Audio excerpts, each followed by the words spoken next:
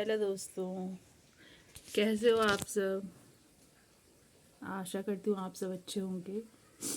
आपसे एक बात शेयर करनी थी जो मेरे दिमाग में बहुत दिनों से चल रही थी, क्योंकि मैं अब आपको पारिवारिक मसलों पर राय देती हूँ और एक अच्छा सोल्यूशन देती हूँ। तो ये तभी होता है जब आपने अनुभव की हुई बातें, देखो मेरे साथ भी हो चुकी हैं बातें, और मेरे लिए ये अफसोस करने वाली बात होती है, ना कि रोने लायक। क्योंकि अफसोस मुझे तब होता है कि जब मैं किसी को अच्छा देती हूँ मेहनत करके और वो रिटर्न में मुझे बुरा दे, तो तब मुझे अफसोस ही होता है। तो वो अफसोस इतना भी नहीं होता कि सारी ज़िंदगी भर चले, बस वो थोड़ी देर का अफसोस होता है कि मैंने उसको भले के लिए दिया था और उसने मुझे रिटर्न में गालियाँ दी या जूते चप्पल जो भी, मतलब आप कह सकते हो, जितना नीचे गिरा सकते हो, तो वो दिया। तो मैं ना अपने घर की बात सुनाती हूँ। बचपन से ही हम बुआओं के साथ रहे हैं। मेरी बुआ के हस्बैंड नहीं थे, तो उनकी डेथ हो गई थी, तो हम साथ में रहे हैं, मतलब उनके बच्चों के साथ खेले कूदे हैं। और मम्मी टीचर थी तो मम्मी गांव में रहती थी, और हम पापा दिल्ली रहते थे, जॉब करते थे। तो जब हम साथ में रहे हैं तो साथ में लड़ाई झगड़ा भी किया होगा, मारपीट भी हुई होगी, ये तो सबको पता ही होती है हर कजिन्स में। लेकिन इसके बीच में क्या होता है कि अगर बच्चे मारपीट करते हैं तो माँ बाप बीच में आ जाते हैं और बीच में आके बच्चों में भेदभाव कर देते हैं। ये हमारे साथ भी हुआ है, आप सबके साथ भी होता है, आप बताते भी हो, और ये अनुभव सबके साथ होता है ऐसा। तो ये जब माता पिता बीच में पड़ते हैं और कहते हैं कि तूने मेरे बच्चे को कैसे बोल दिया, या तूने मेरी बेटी को कैसे बोल दिया, तो लड़ाई झगड़े के बीच में अगर पड़ते हैं तो फिर वो जो दोस्ती होती है वो टूट जाती है। हमारे साथ भी हुआ है, बड़े तक होता रहा है। और फिर ये तो चलो पारिवारिक मसले थे, मतलब खेल कूद की बातें, लड़ाई झगड़ी की बातें थी। तो हमारे साथ बुआ ऐसे ही, बुआ नाराज़ हो जाती थी कि तूने मेरे बच्चों को कैसे बोल दिया, या मेरी मम्मी नाराज़ हो जाती थी कि तूने मेरे बच्चों को कैसे बोल दिया। तो ये मतभेद अभी तक चलता है, बड़े होने तक अभी जब तक हम बूढ़े नहीं हो जाते तब तक चलेगा ही चलेगा। और अब जैसे ही इनकी शादी हुई बच्चों की, मैं तो और झगड़े, कुछ दूसरी तरह के झगड़े आ गए। जैसे कि मैं ससुराल मायके वाली बातें आ गई, मेरे ससुराल में होता है, मेरे मायके में ही होता है, तो इस तरह की बातें आ गई।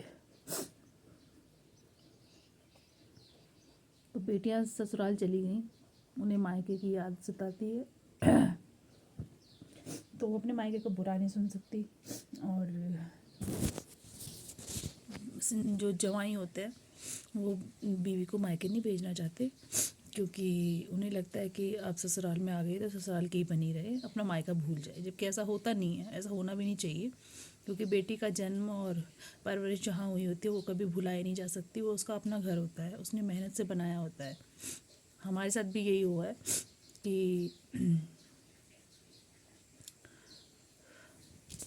मतलब मेरी तो खैर शादी नहीं हुई अभी, लेकिन जो बहनों की हुई है, तो वो मायका ससुराल वाले कहते भी होंगे ना कि तेरे मायके में ऐसा होता है, तेरी माँ ने ऐसे किया, तेरे भाई ने ऐसे किया, तो उसको बुरा लग जाएगा, बुरा लगता होगा बहन को भी।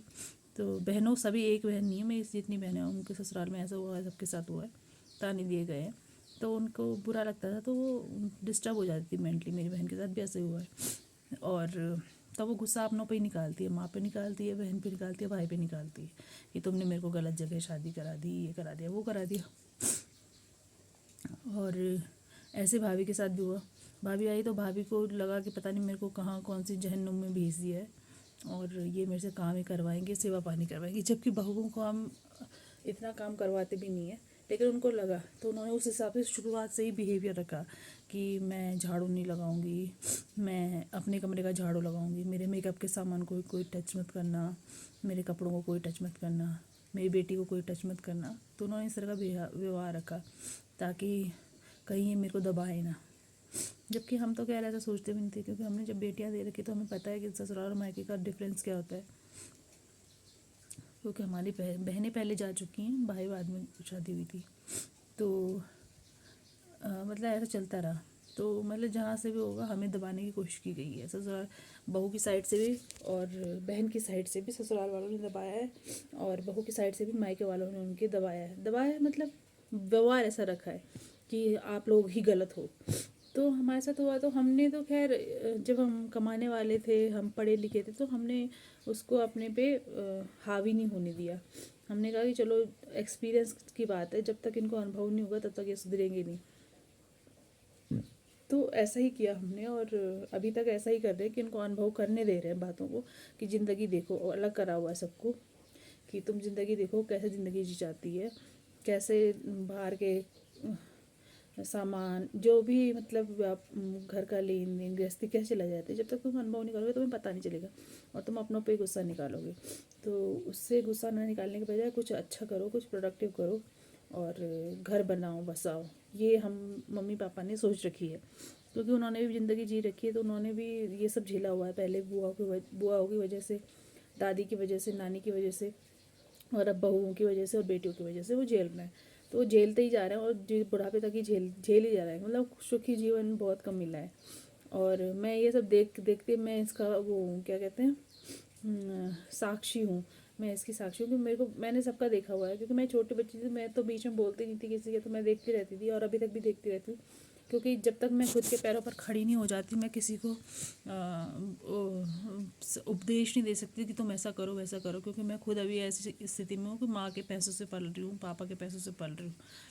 और माँ पापा के तो उनका हक बनता है हमें पालना, पर एक बात बता रही हूँ मैं कि मतलब मम्मी पापा के पैसों से ही मेरा गुजारा बसर चलता है, और वो चलना भी चाहिए, क्योंकि उनका हक है और मेरा भी हक है।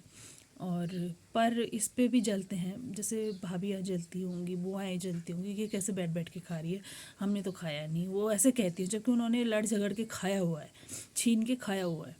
तो ये मतलब पारिवारिक कंडीशन है, और ये झेल चुकी हूँ मैं, बहुत झेल चुकी हूँ, देख चुकी हूँ मैं। मेरे को मेंटली बहुत डिस्टर्ब रहती थी इन बातों से, और अब मैंने काफ़ी टाइम से अपने आप को दूर रखा हुआ है इन सब बातों से। अब मम्मी ही देखती है, भाई देखता है। अब देखता क्या है, आप सब अलग अलग हो चुके हैं, बुआएं अलग हो चुकी हैं, भाई अलग हो चुका है, बहन अलग हो चुकी है, तो अब अलग अलग गृहस्थी चला रहे हैं। तो अब उनको पता चल रहा है ना कि कैसे चलती है गृहस्थी। तो मतलब अब थोड़ा उस पहले के लेवल से मेंटल डिस्टर्ब कम होते हैं हम, और करने देते हैं उनको। सीखो भाई, मम्मी पापा ने जब उन्होंने तो अपनी 17-18 साल की उम्र से ही सब कुछ सीख लिया था, परिवार संभाल लिया था। तो ये तो 30-30, 32-32, 40-40 साल के हो गए, तो इनको तो संभालना पड़ेगा ही। कौन संभालेगा? अब मोदी जी तो आएंगे नहीं घर पे कि मैं तुम्हारे घर का झाड़ू लगाऊँ, या केजरीवाल जी आएंगे नहीं कि मैं तुम्हारे घर का नल ठीक करूँ, है ना? तो करना पड़ेगा। मेरी नौबत भी आएगी तो मैं भी कर ही लूँगी। मेरी नौबत तक मेरे ख्याल से पापा तो चले गए, मम्मी का भी पता नहीं क्या है, दादी नानी छोड़ के चले गए, तो मैं तो अकेले ही रहूँगी, इतना मुझे पता है। क्योंकि मेरे साथ बचपन से ही मैंने अकेले ही झेला है सब कुछ। कोई दोस्त वोस्त भी इतने नहीं रहते थे, अगर थे भी तो सब ने घर बसा लिया था अपना जल्दी जल्दी। बचपन में भी छोटे बच्चों की शादियाँ हो गई थी, जो मेरे बचपन के फ्रेंड थे उनकी 15-16 साल में शादियाँ हो गई थी, और जो जवानी के फ्रेंड थे उन्होंने भी 24-25 साल में शादी कर ली। और मैं ही हूँ जो आज 32-33 साल की उम्र में अभी भी है, लोगों को देख रही हूँ और समझ रही हूँ कि इनके साथ क्या क्या हो रहा है। लोग दिमागी तौर पर, मानसिक तौर पर कमज़ोर थे सारे मेरे साथ जो भी थे, तो इसीलिए उनके साथ ये घटनाएं हुई हैं, बहनों भाइयों भाभियों से लेकर। और मैं अभी तक थोड़ा बची हुई हूँ कि मैं दिमागी तौर पर ठीक थी। हालांकि मैं भी अब दवाइयाँ खाती हूँ, जैसे कि मुझे आवाज़ें सुनाई देती हैं। ये अभी कोई काला जादू कर रहा है या मेरा दिमाग ज़्यादा चल रहा है वो मुझे नहीं पता। डॉक्टर तो कहते हैं कि आपके दिमाग में ज़्यादा एक्टिव होता है, मतलब ऐसी स्थितियों में तो वो तब ऐसी चीज़ें सुनाई देती हैं। और जो अगर आप कोई आध्यात्मिक हो तो आप सोचते हो कि किसी ने तो काला जादू किया हुआ है, तो ये होता है, मतलब जो भी है तो गलत ही। तो मैं तो दवाइयाँ खा के ठीक रहती हूँ।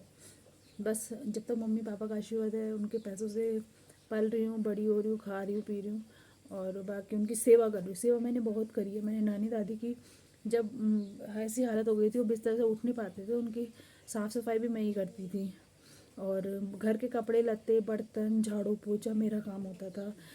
जब गांव में रहती थी खेत में जाना मेरा काम होता था, कपड़े धोना मेरा काम होता था, और बर्तन धोना मेरा काम होता था, झाड़ू पोछा मेरा काम होता था।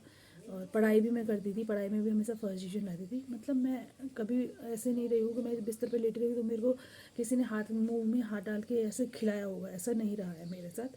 हाँ, प्यार भी मिला है मम्मी पापा का, क्योंकि उन्हें पता था कि हमारी बेटी बहुत अच्छी है, व्यवहार में अच्छी है, पढ़ाई में अच्छी है, काम में अच्छी है, तो उनका प्यार भी मिला। मार भी मिली है जब मैंने थोड़ा सा लाड प्यार को ज़्यादा ले लिया था कि हाँ भाई मैं राजकुमारियों की तरह हूँ, जबकि काम तो खैर मैं सब करती थी।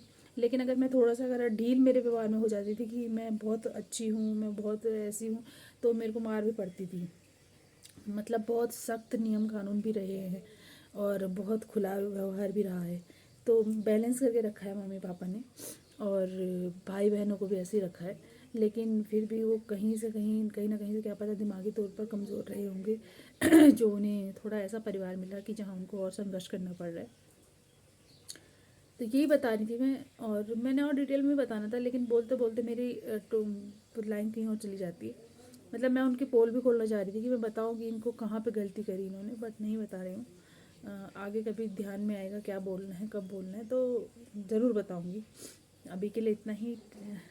अपने अनुभव भी शेयर करना। Take care, bye bye.